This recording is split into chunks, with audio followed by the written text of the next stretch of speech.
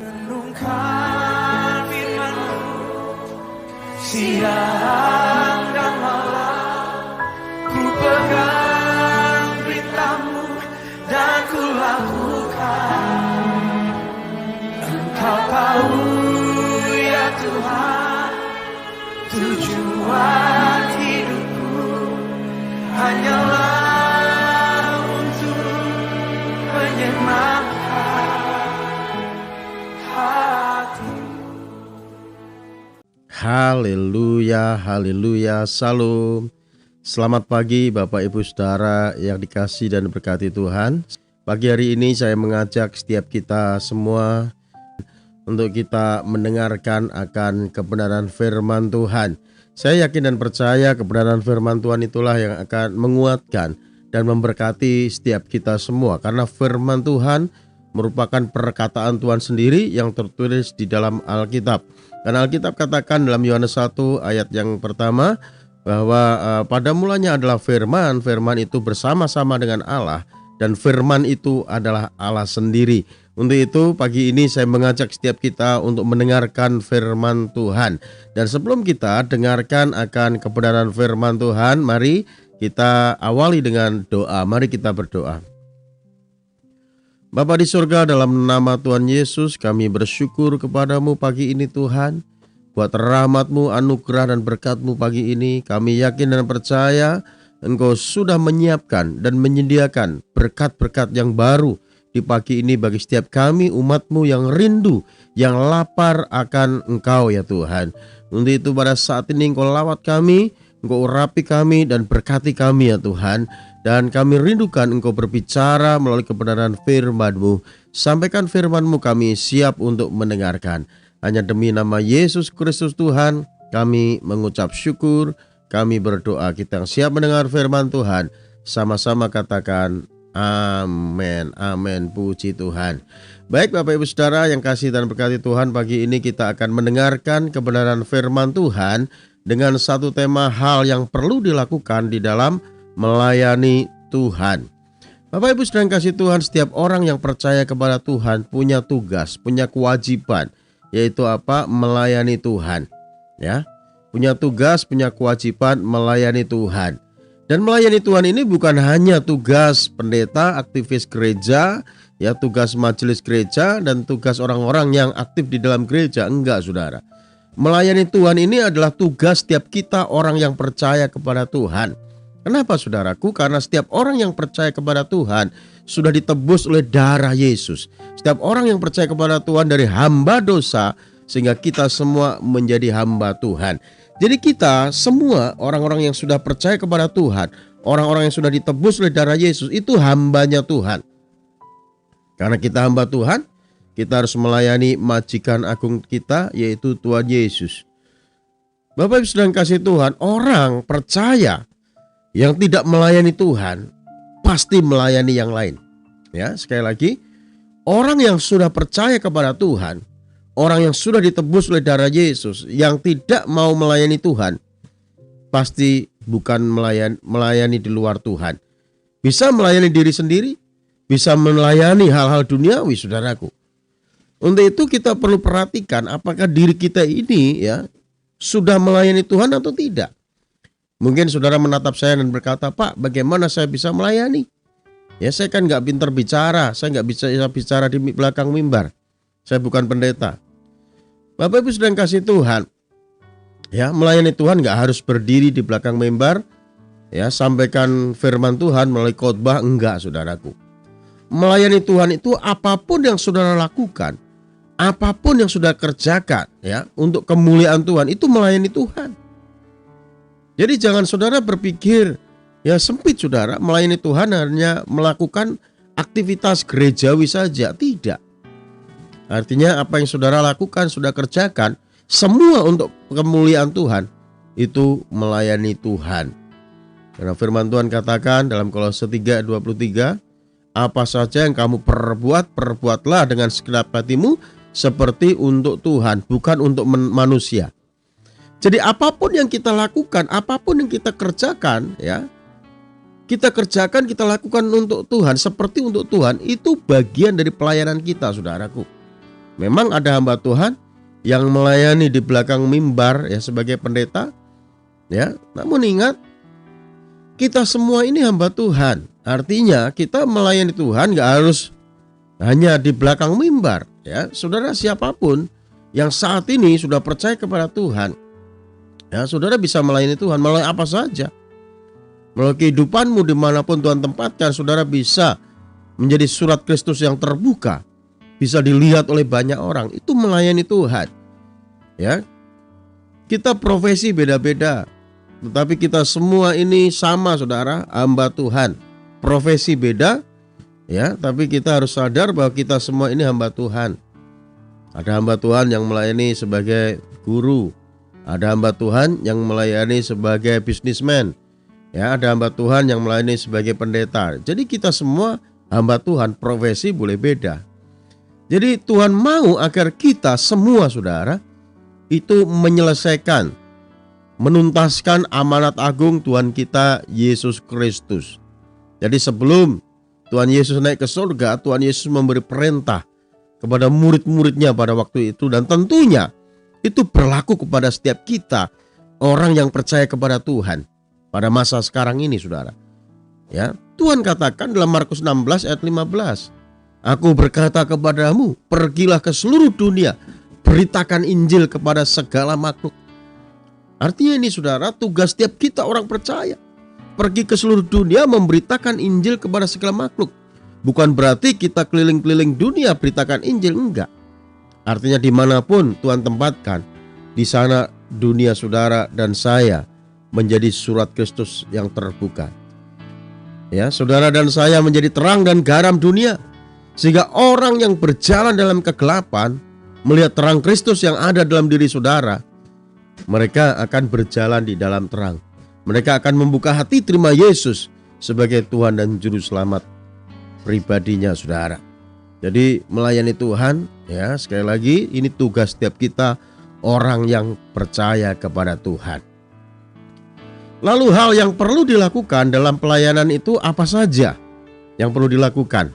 Ya, kita akan melihat, saudara, ya, dalam Lukas 8 ayat 1 sampai yang ketiga. Ini saya akan bacakan dulu ayatnya, nanti akan saya bahas satu persatu hal yang perlu kita lakukan dalam kita melayani Tuhan.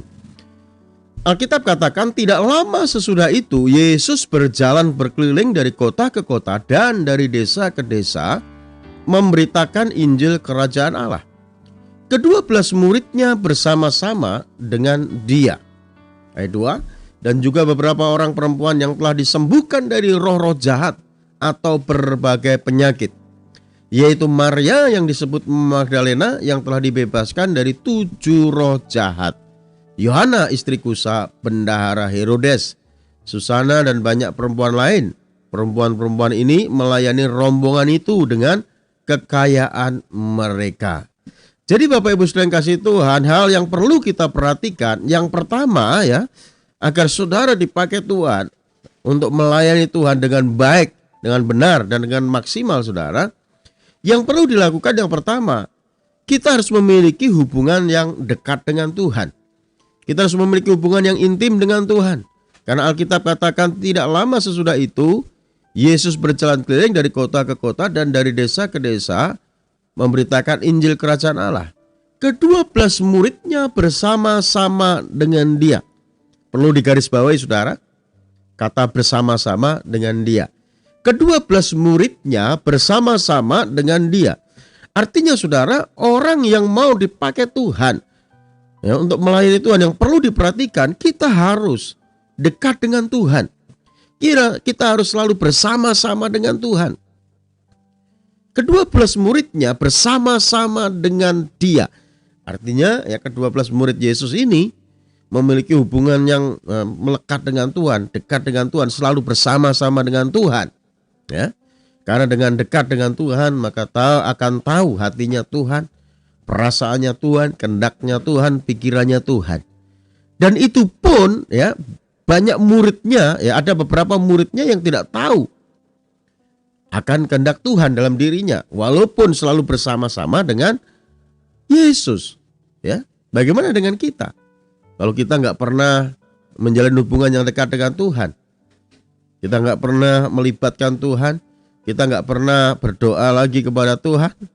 Bagaimana mungkin kita tahu kehendak Tuhan? Kita tahu perasaannya Tuhan. Kita tahu apa yang menjadi pikiran Tuhan. Ya, kita tentunya nggak akan peka, saudaraku. Murid Yesus saja, ya, yang selalu bersama-sama dengan Yesus, ya, ada yang tidak tahu kehendak Tuhan. Hingga pada saat Tuhan ngomong kepada mereka semua, kepada murid-muridnya, saudara, bahwa anak manusia datang, ya, untuk menyerahkan nyawanya bagi tebusan orang berdosa. Lalu Petrus menarik Yesus ke samping. Dan Petrus katakan, sekali-kali ini tidak akan terjadi kepadamu, Guru. Lalu apa yang dikatakan Tuhan Yesus? Tuhan Yesus menghardik Petrus. Nyala, hai kamu iblis. Jadi saudara, mereka nggak tahu apa yang dikatakan Tuhan Yesus. Padahal sudah selalu bersama-sama dengan Tuhan Yesus. Tuhan Yesus dari surga datang ke dalam dunia dengan satu misi adalah untuk menebus dosa manusia. Tentunya manusia yang mau percaya kepadanya. Di sini murid Yesus ada yang tidak tahu akan misi Tuhan datang ke dalam dunia, walaupun selalu bersama-sama dengan Yesus. Ya, bagaimana dengan kita? Kalau kita nggak memiliki hubungan yang intim dengan Tuhan, dekat dengan Tuhan, ya mana mungkin kita tahu akan kehendak Tuhan, tahu tentang perasaan Tuhan, pikiran Tuhan yang kita lakukan dalam kehidupan kita. Untuk itu mari Bapak Ibu Saudara yang kasih Tuhan, ya, hal yang perlu dilakukan dalam hal melayani Tuhan, ya. Yang pertama, kita harus terus selalu menjalin hubungan yang akrab dengan Tuhan, intim dengan Tuhan, supaya kita melakukan segala sesuatu itu sesuai dengan kehendak Tuhan, bukan kehendak kita sendiri, bukan maunya kita sendiri. Baik menurut kita itu belum tentu baik menurut Tuhan. Kalau baik menurut Tuhan pasti baik dan benar, saudaraku. Ya. Jadi Bapak Ibu Saudara yang kasih Tuhan, ya, kita sebagai umat Tuhan, orang yang percaya kepada Tuhan, yang sudah ditebus oleh darah Yesus, kita harus memiliki hati yang mengasihi dan melayani Tuhan. Kita harus memiliki hubungan yang intim dengan Tuhan. Kewajiban bagi setiap kita orang yang percaya kepada Tuhan. Karena dengan dekat dengan Tuhan, intim dengan Tuhan, kita akan tahu apa yang menjadi kehendak Tuhan kita lakukan dalam kehidupan kita. Ya, Tuhan bisa kita jumpai kapan saja, di mana saja, karena Dia Tuhan yang maha hadir, Dia omnipresent, saudaraku. Ya, untuk itu kita harus memiliki kedekatan kita dengan Tuhan. Nah, seringkali kita merasa diri kita itu jauh dari Tuhan, padahal Tuhan selalu ada, selalu hadir dekat dengan kita. Namun kita kadang tidak menyadari akan kehadiran Tuhan dalam kehidupan kita. Karena apa? Karena kita terlalu sibuk dengan urusan kita. Kita terlalu sibuk dengan apa yang menjadi masalah yang kita hadapi, saudaraku. Ya, saya mengajak setiap kita, ya, jangan terlalu sibuk dengan urusan-urusanmu, saudara. Mari, jalin hubungan yang intim dengan Tuhan. Luangkan waktumu untuk berkomunikasi dengan Tuhan, ya, untuk dekat dengan Tuhan. Maka saya yakin dan percaya, apa yang saudara lakukan, apa yang saudara kerjakan sesuai dengan kehendak Tuhan. Karena melayani Tuhan dengan melayani pekerjaannya Tuhan itu beda, saudara. Orang melayani Tuhan dengan melayani pekerjaannya Tuhan itu beda. Ya, ada orang melayani pekerjaan Tuhan luar biasa, tapi belum tentu dia melayani Tuhan. Dia hanya melakukan rutinitas. Dia hanya melakukan, ya, aktivitas yang menurut kehendaknya sendiri, yang seolah itu untuk kepentingan Tuhan, seolah untuk kemuliaan Tuhan. Belum tentu. Itu hanya melayani pekerjaannya Tuhan sendiri, saudara. Sehingga pada akhirnya bisa berujung dengan kekecewaan. Saya beri contoh, saudara. Pada saat Tuhan Yesus berkunjung di kampung Maria dan Marta, ya, mampir di rumahnya Maria dan Marta, yaitu di Bethlehem, saudara. Apa yang dilakukan Marta? Alkitab mencatat bahwa Marta ini sibuk sekali melayani, ya. Marta sibuk sekali melayani. Nanti saudara bisa baca dalam Lukas pasal yang ke-10 ayat 38 dan seterusnya, saudara. Marta sibuk melayani. Pada saat Tuhan Yesus mau datang di kampungnya, mau mampir ke rumahnya, Marta siapkan minuman, siapkan makanan, ya, dia bersih-bersih rumah. Apakah ada yang salah dalam diri Marta? Sebenarnya nggak salah. Marta pun melakukan hal yang baik. Ya, baik menurut manusia belum tentu benar menurut Tuhan. Baik menurut Tuhan. Marta sibuk melayani. Dan pada saat Tuhan Yesus sudah ada di rumahnya, Marta masih sibuk melayani. Namun ya saudaranya Maria, dia duduk di kaki Tuhan. Dia tidak melakukan apa-apa, hanya dia duduk di kaki Tuhan, mendengarkan perkataan Tuhan, mendengarkan ucapan Tuhan. Ya. Lalu apa yang dilakukan oleh Marta pada saat Marta sibuk melayani, tapi Tuhan tidak perhatikan? Ya, Marta merasa dirinya tidak diperhatikan. Dia sudah sibuk melayani. Akhirnya ya Marta ngomong sama Tuhan Yesus. Ya, dia katakan, "Guru, tidak pedulikah? Ya, kalau aku melayani sendiri, suruh saudaraku Maria juga melayani." Tuhan disuruh-suruh. Ya. Lalu apa yang dikatakan Tuhan Yesus? "Marta, Marta, engkau terlalu khawatir dan menyusahkan diri dengan banyak hal. Namun satu hal ya yang tidak bisa diambil daripadanya, Maria duduk di bawah kaki Tuhan." Seolah Maria ini malas-malesan. Ya, dia tidak mau melayani seolah. Namun Maria ini mengambil bagian yang terbaik. Yang terbaik itu apa? Yang terbaik duduk di kaki Tuhan, menjalin hubungan intim dengan Tuhan. Maria tidak menyia-nyiakan kesempatan yang luar biasa dikala Tuhan Yesus hadir di rumahnya, saudaraku. Maria ingin mendengarkan apa yang dikatakan oleh Tuhan.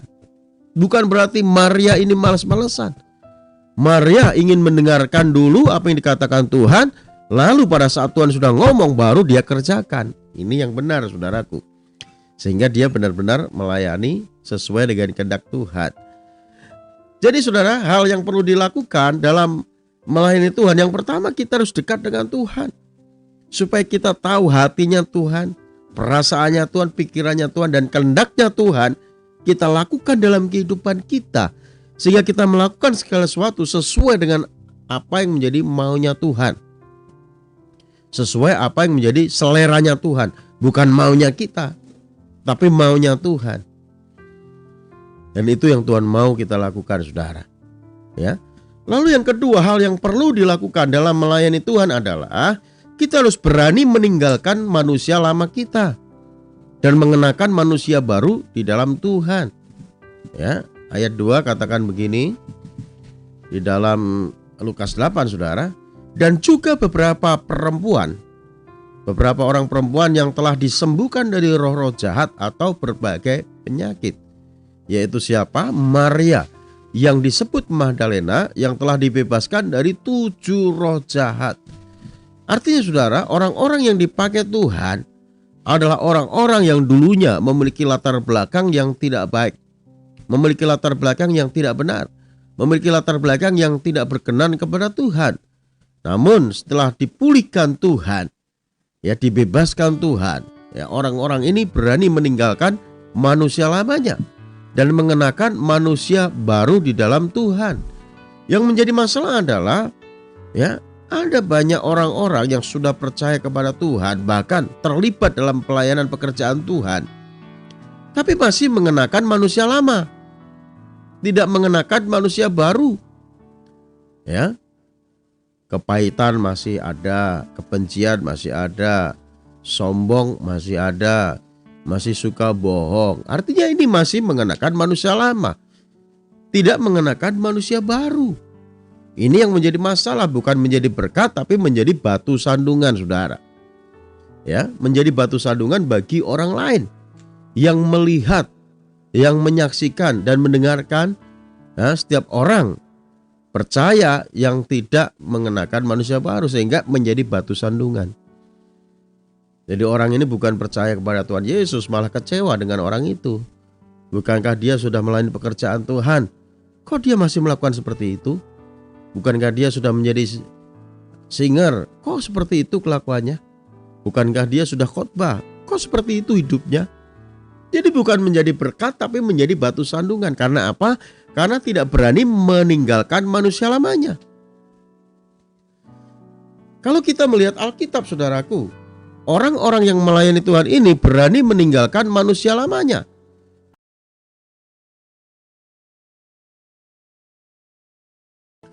Jadi berani meninggalkan manusianya dan mengenakan manusia baru di dalam Tuhan, karena Alkitab katakan dalam 2 Korintus 5 ayat 17, jadi siapa yang di dalam Kristus, dia adalah ciptaan yang baru. Yang lama sudah berlalu, sesungguhnya yang baru sudah datang. Jadi kita sebagai orang yang percaya kepada Tuhan harus berani meninggalkan manusia lama kita, ya.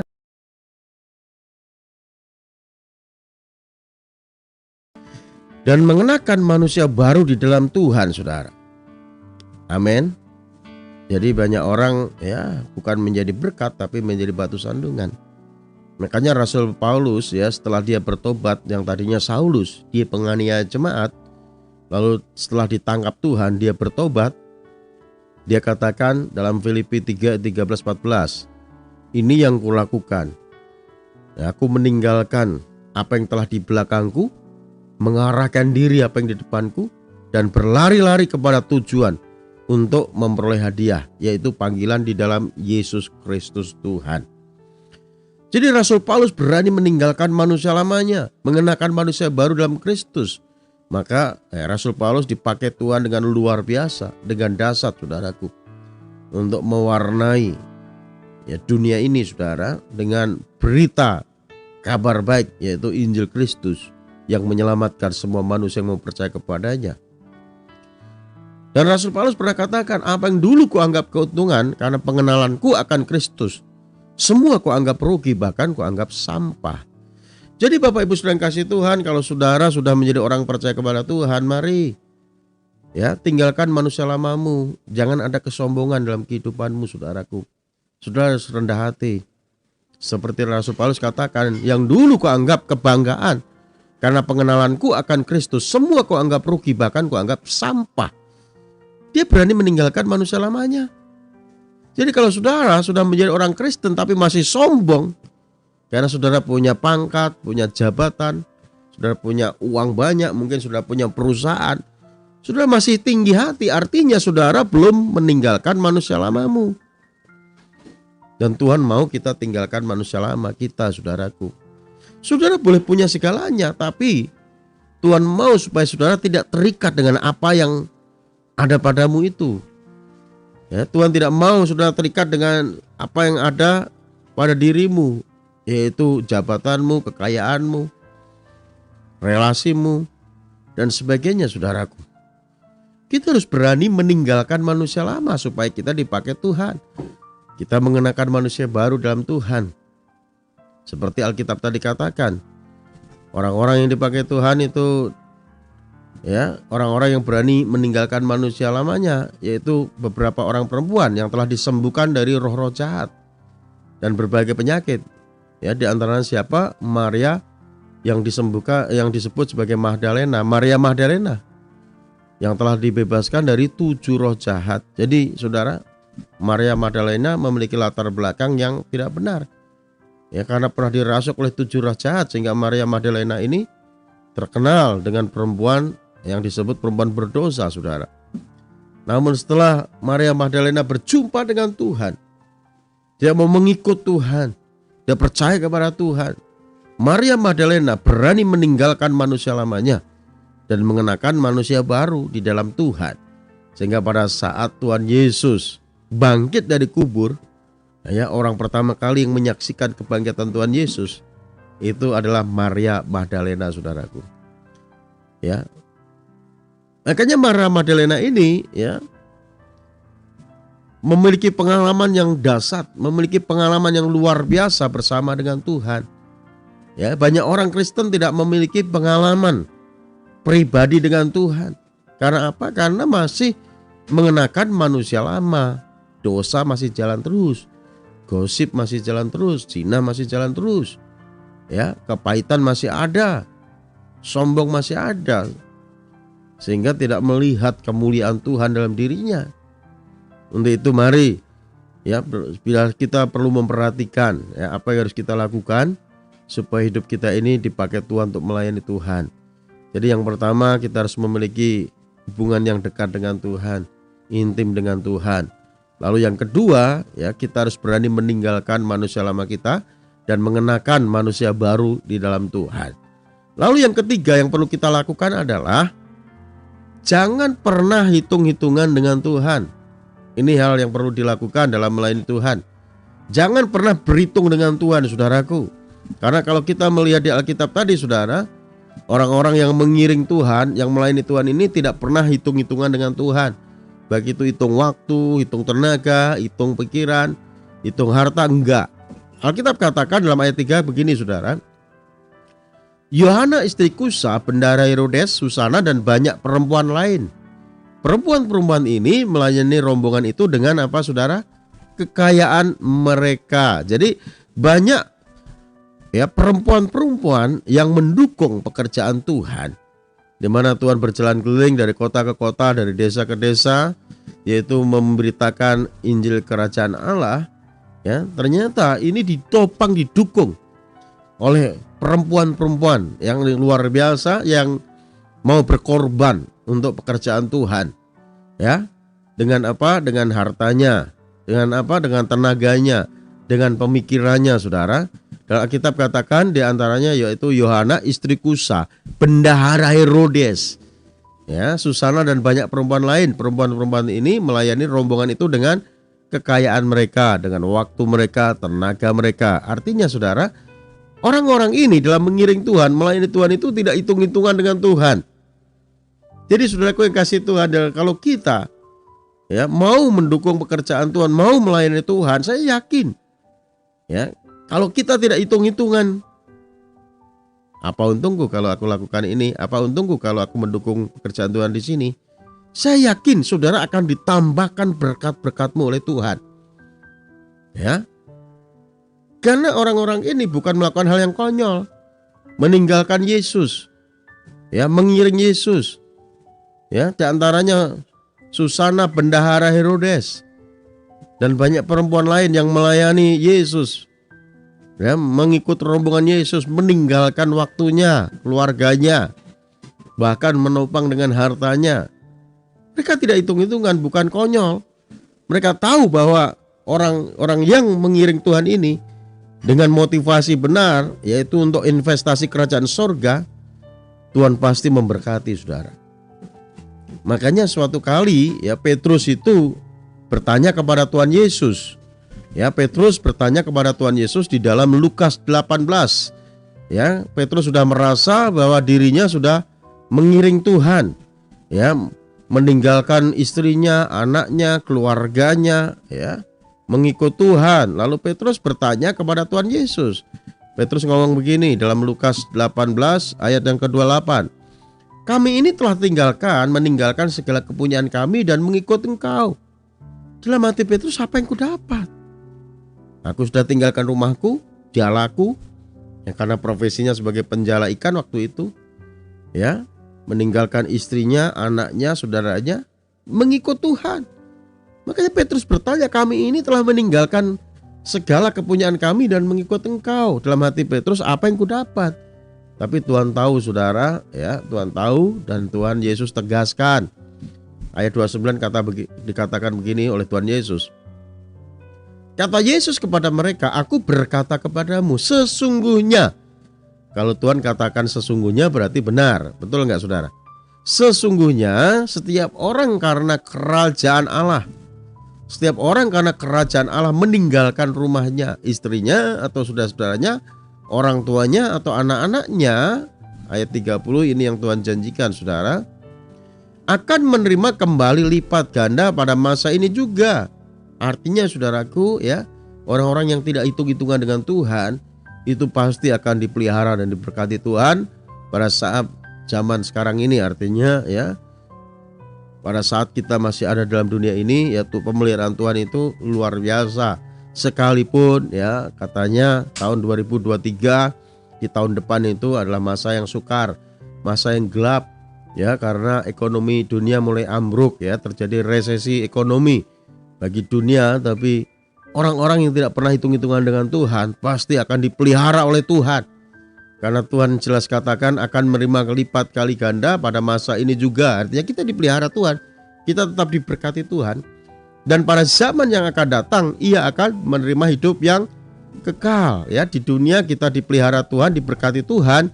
Dan pada saat kita meninggalkan dunia, dan Tuhan memberikan kepastian, yaitu kehidupan kekal dalam kerajaan sorga. Jadi ini sesuatu yang luar biasa, sesuatu yang indah, ya, yang harusnya dimiliki oleh setiap orang yang percaya kepada Tuhan. Dalam dunia kita dipelihara, diberkati Tuhan, dan setelah kita nanti meninggalkan dunia, ya, Tuhan memberikan kepastian, jaminan kehidupan kekal dalam kerajaan sorga. Untuk itu Bapak Ibu Saudara yang kasih Tuhan, jangan pernah hitung-hitungan dengan Tuhan.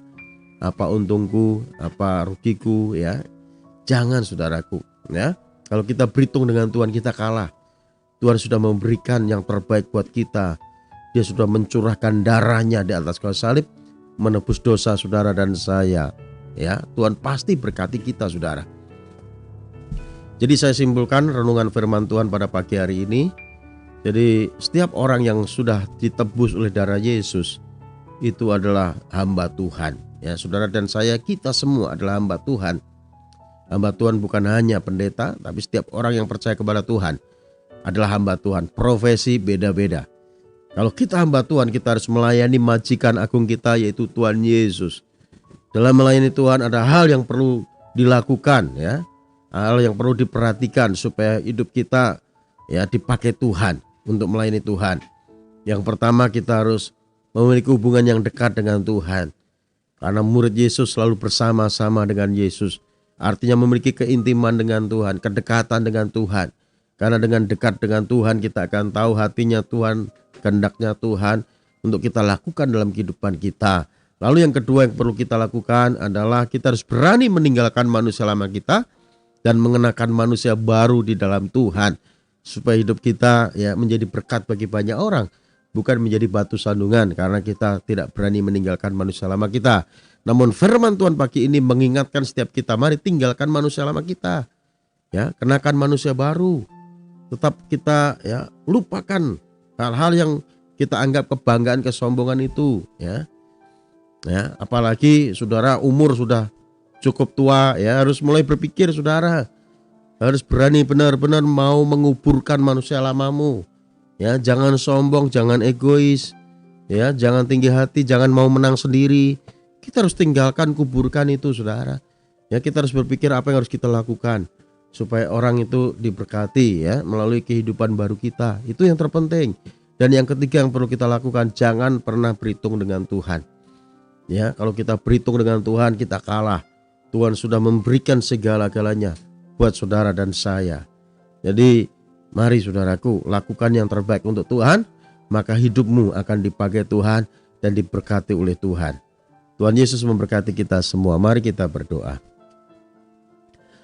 Bapa, terima kasih buat firman-Mu pagi ini ya Tuhan, yang mengingatkan, menyadarkan setiap kami untuk kami memiliki hati mengasihi, hati melayani jiwa-jiwa yang masih terhilang ya Tuhan.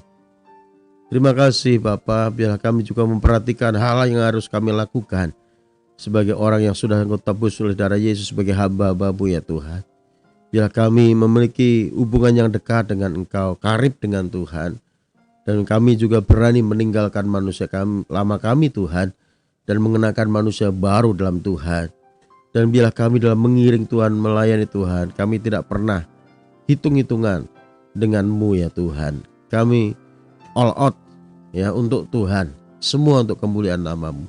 Terima kasih Bapa, dan sebelum kami berpisah Tuhan, kami rindukan Engkau memberkati kami semua dengan berkat yang terbaik dari sorga.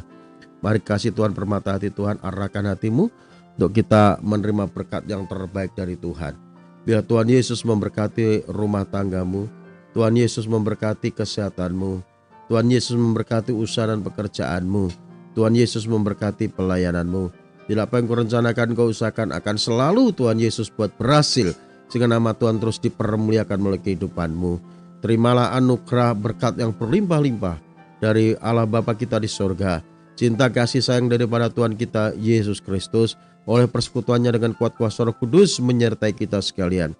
Mulai saat ini, besok hingga Yesus menjemput kita, masuk dalam kehidupan kekal sampai selama-lamanya.